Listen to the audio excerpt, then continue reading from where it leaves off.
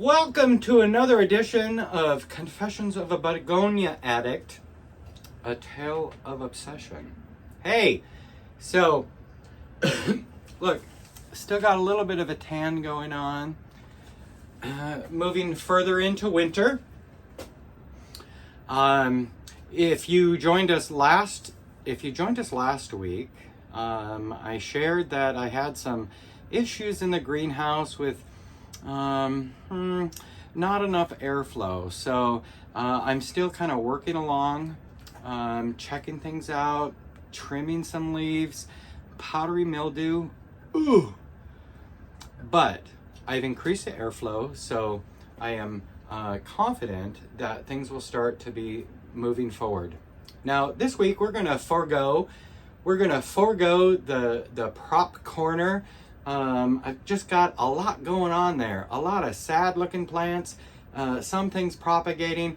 Not a lot of changes happened. I think I shared last week that I had some begonia seeds that have germinated. Now it's just a matter of hoping that they continue to grow and that I'm monitoring and managing that properly, so that I can have some new begonias, very soon. And in the begonia world, who knows what soon is, considering it may take months for a leaf to propagate, or in my case, never. Hey though, do you see the other orange in this screen? It's not a begonia, but look at that. I have a bird of paradise blooming in my greenhouse. And even more exciting, I didn't think these things would grow, let alone bloom. Some new leaves coming out, and I have 3 other flower buds that are growing out. So I'm very excited about that. This episode, we're just going to hit the begonias one after another until we get 3. Should be a pretty quick episode, but feel free to watch it all.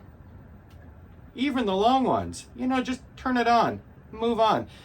My motion detector light keeps coming on and off. I'm not sure what that's doing to the screen, but I'm not about the technical aspect because I have no idea what's going on there. So I just hit the record button and sometimes hit the pause button. And, unless you're new here, you know how I do things. So I did take some notes, though.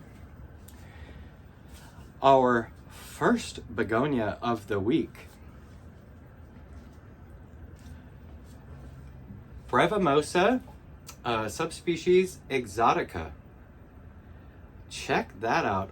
Look at those colors. I have been eyeing this for quite a while. I was going to say years, but you know what? I've only been kind of nuts about begonias for just shy of a year. Nuts about plants forever, but begonia just shy of a year. Now, this is a prime example of begonias not liking water on their leaves. So because of the humidity, the lack of air movement over the last couple of weeks, we've had some drops and some drips. And check out the crunchies. Check out the crunchies on this leaf. While the Brevimosa does enjoy humidity, I am told that many folks have much luck acclimating it to a typical household levels of humidity. This one, on the other hand, I purchased this. I had the greenhouse. I keep it a little humid in here, so I thought that would be a great thing. Now, the one thing that I'm kind of disappointed about, look at it, it just keeps growing up. Just keeps growing up. I want a bush. I want a bush. This is a cane type species out of New Guinea. So what I am going to do here, check this out. Look, my notes, so I don't forget something. It's got some new growth coming out here, liking that. And then up here, it's got some new growth coming here. So I'm going to chop this right about here, and try to propagate a couple additional ones. And if I'm successful, then when it comes time to repot, I will repot and add those to it so I can have a bigger, bushier, more amazing begonia. And then we can get some new leaves. So this is the Begonia Brevimosa, subspecies exotica. I need to add to my wish list the standard Brevimosa. I'm not sure what that's called. Maybe it's just called Brevimosa. But love this plant. Was on my wish list for many, many, many months, ever since I saw it. And now I have it, and now I will propagate it. So that's Begonia Brevimosa. All right, next on the list, we have, I am going to call this Begonia, oh, as I'm tying up my, hang on, just stare at my forehead for a moment. I've got that nice tan still going, so enjoy it while you can. Anyhow, I'm calling this Begonia Snowcapped. This was a cutting that was provided to me. It's a cane type. It has kind of almost a trailing habit, and it is just doing remarkably well. Love how quick growing it is. And best I can tell, I'm going to call it Begonia Snowcapped. For a moment, I thought maybe white ice. For you begonia experts out there, or hobbyists, what do you think? I'm thinking snow-capped. But this was provided to me, and as I often do when I'm getting all excited about plants and I'm getting a lot of cuttings and whatnot, I don't take the best notes because I assume that my memory is going to be great. Well, in my golden years, not quite golden, but anyhow, as I get older, I find that my memory is lacking, especially when I brought home like 3 or 4 begonias that all had very similar leaf colors. So we're going to call this Snowcapped. I love it. I will share cuttings and grow more of these for sure, just because I love that look that it has. So not knowing exactly what it is, I'm not going to give you just random information. So I'm just going to share that I think it's Snowcapped. I love it. I have it. I'm growing it.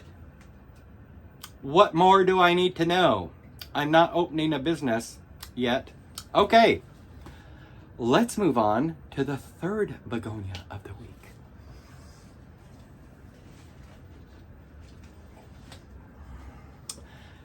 And here we are, Begonia Conchifolia. Conchifolia. Check that out. You know, and as I was looking into this, this is also known as zip begonia. For the life of me, though, in all my Googling on the internet, I could not find out why it's called zip begonia. It's also called red dot begonia or ruby. I believe this is the species Conchifolia. Well, I know it's species Conchifolia, and these are from Central America. So these can be found in like El Salvador and Costa Rica. Looks very similar to a pilea. Excuse me there. But it has this little red dot. It has these little red dots in the center. I find this a gorgeous little plant. It doesn't get very large, but it sure is striking and a great conversation piece. Red ruby is the best known cultivar. I believe this is the variety Rubrimacula. Rubrimacula, because of the red dot. So there you are. Begonia Conchifolia. And who knows if I'm pronouncing that right. So there you have it. We have another week. We have another 3 begonias. We've got some stuff happening over here. Oh, I'm so excited. I'm hoping next week I can share the blooms on my Begonia Jean Daniels. That was that gorgeous bush begonia that I shared a couple weeks back. And I'm noticing a couple flower buds that are developing on her. So I'm very excited to see that when it finally blooms. Also, it's currently the holiday season, and I can't wait. I can't wait to Christmasify our house so I can move some of these into the house so I can start utilizing some of this space for spring planting type things for my tropical garden. So thanks for watching. I will let you go for now, and I will see you next week in the new year as we share 3 more begonias. Now, because of some of the issues we've had the last couple weeks, we might be looking at some begonias that are struggling, but we'll see. Maybe we'll move in a couple here and there, so you get a couple great looking ones, a couple not so good looking ones. Just know, if you grow begonias, you know they kind of come and go. They have their own little thing. One day we're living, next day we're dead. That's the way begonias do. So, and then when you get kind of nutsy about them and try to collect them all, well, you miss a few things. So that's just the way it is. And you have to learn to accept that and celebrate the wins. So for now, I'm going to get to cutting that Brevimosa and getting my prop box put together. Keep an eye out. I'll have a video on my prop box and how I use that for my houseplants to get them going very soon. All right. Have a great rest of your day. Thanks for joining me.